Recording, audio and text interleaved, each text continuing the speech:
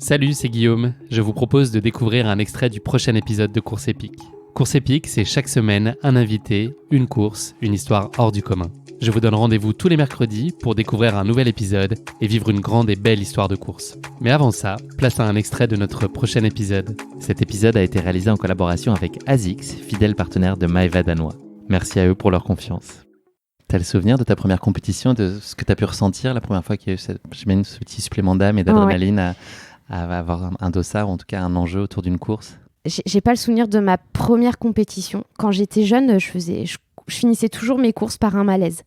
Donc ma mère, elle était tout le temps sur dans le rouge fluo. Complet, rouge écarlate même. Ah ouais, gyrophare. Tu sais, je sais plus qui scintillait le plus entre le gyrophare qui venait me chercher et moi qui étais complètement carbo à l'arrivée. Ma mère était souvent sur la ligne d'arrivée parce que fallait une présence quoi. Et ouais, je me mettais souvent dans le rouge et c'est ces souvenirs-là qui sont restés sur mes courses. Tu as enchaîné des résultats plus que probants sur piste entre notamment 2015 et 2017 avec des titres de championne de France, vice-championne d'Europe, voilà des records à Tire-Larigot sur 1500 mètres aussi où tu as brillé. C'était quoi tes envies d'alors? Ton rêve, c'était de réussir durablement sur ces distances et puis c'était des rêves olympiques. À quoi tu aspirais à ce moment-là? Pas forcément olympique, mais ce que je voulais, c'était vivre de façon intense mes courses et de ressentir en fait ce que j'ai toujours ressenti, la difficulté, la douleur de fin de course. Et ouais, mais après, chaque année, c'est marrant parce que quand tu me poses ces questions-là, j'ai un peu du mal à... J'ai l'impression que je suis dans une autre vie aujourd'hui. Ouais. Enfin, on en reparlera un peu pourquoi j'ai basculé dans une autre dimension de la course à pied, mais j'ai un peu du mal à te raconter ces souvenirs. J'ai l'impression qu'ils sont tellement lointains. Et que c'est plus toi? Ouais, c'est plus moi. Exactement. Si je devais résumer, ouais, sûrement, je voulais gagner en fait.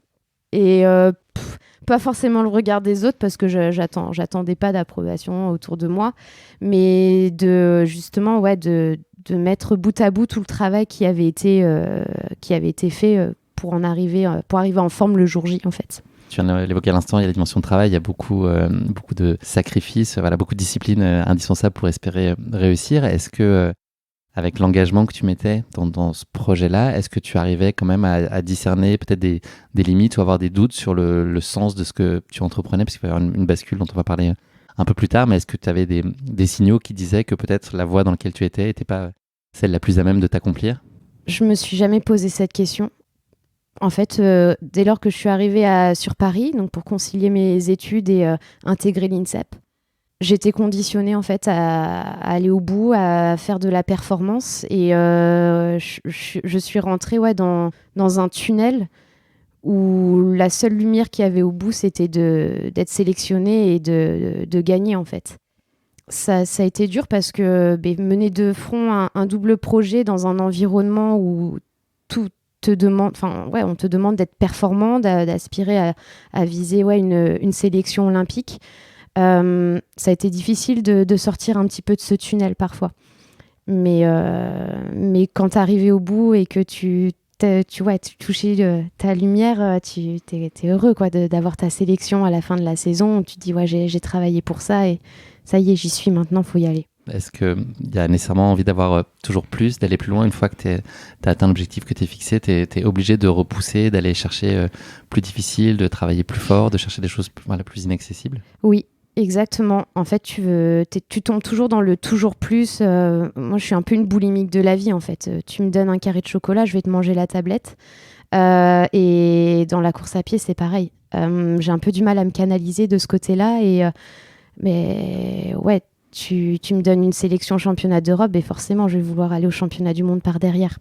Donc, je suis contente de pouvoir avoir cette mentalité-là, mais parfois, elle t'empêche justement de savourer ce que tu as déjà, en fait. De te poser, de te dire « Ah ouais, ok, j'ai eu ça, c'est cool. On y est allé, on a réussi quelque chose. » Du coup, tu es toujours dans la projection et tu es rarement dans la satisfaction du moment présent. Et ça, c'est quelque chose que je regrette justement, de ne pas avoir su, dans les bons moments, savourer davantage. On va parler de l'année 2022. C'était un autre point de bascule et un virage majeur et très enthousiasmant. Ton parcours sportif et puis personnel, puisque les deux sont évidemment très liés. Ce moment-là, c'était le marathon du Mont Blanc qui a matérialisé en tout cas tes aspirations pour la montagne et le trail. Il s'est passé quoi pour toi le 26 juin 2022 du côté de Chamonix? Qu'est-ce qu'il y a eu? Une illumination divine? J'ai rencontré Cupidon de la montagne.